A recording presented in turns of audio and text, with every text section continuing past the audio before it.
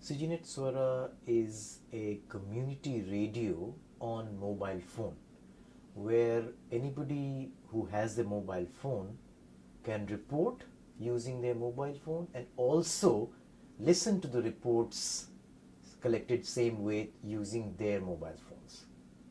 So the news is collected by using mobile phone, people whatever they see around them in their own language, they call a number and record the messages. Once the messages are recorded, they go to moderators who will check it for facts and translate it and put it out on a website which is again connected to a mobile phone. So when people call next time, they can listen to the same messages. So it's a tool where mobile is used for one-to-many or in broadcasting sense. In normal way, mobile is used for one-to-one connection. But here, with your mobile phone, you can connect to many people and listen to many voices. It is mainly for people who does not have other sources of getting information, who do not have internet, electricity, television. So they have mobile phone, and there are many people, especially where we are working in India. If you look at the figure of people who have internet, it is 7%, but people who have mobile phone, that is 70%. So it's many more people on mobile phone. So they can use this tool to tell the world what's happening around them in their own language. And they can also listen to those messages prepared by others in their own language. So it's news about the community and in their own language. So the news prepared by the people, for the people, of the people. So it's mainly democratization of the whole news gathering, of whole media scene, where people are more involved using a democratic tool like mobile phone, which is available to majority of people now.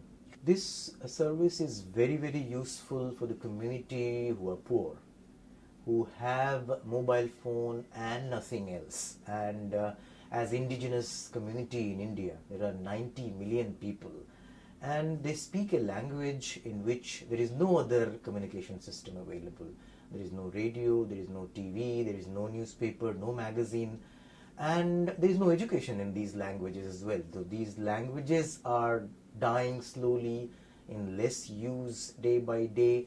So when this mobile phone communication system is there, or one-to-many communication system is there, they are reporting in their own language, they are listening in their own language. So this communication system, where voice as a platform and mobile as a tool, can be replicated, can be useful in any poor community in anywhere in the world. So let me tell you one story. Say one woman from a tribal area in where we work reported saying in their community there are system of government providing food to children who do not go to school, this preschool children, and they had not received any food from government for many months. So she called up saying, we are not able to provide any food to our children because we continued for a few months, but we can't continue anymore. So today we have not given any food to our children.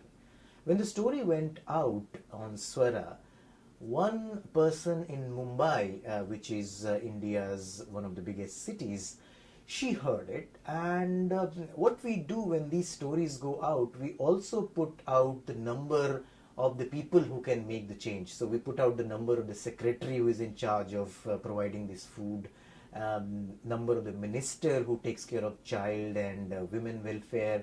So that woman called the minister and the secretary, and what happened? The food was delivered in next 24 hours. So with this connectivity of rural and urban activism, we're seeing many results on the ground, and quite dramatic sometimes. It can be replicated anywhere in the world, but it will be most useful in the communities where there are no other ways of communication. As I said, in indigenous communities in India, there are not many avenues for them to communicate. In the same way, say places like Afghanistan, places like many places in Africa and Latin America, where most of the poor people live, radio is one way, but radio is a one-way communication where you can only listen to.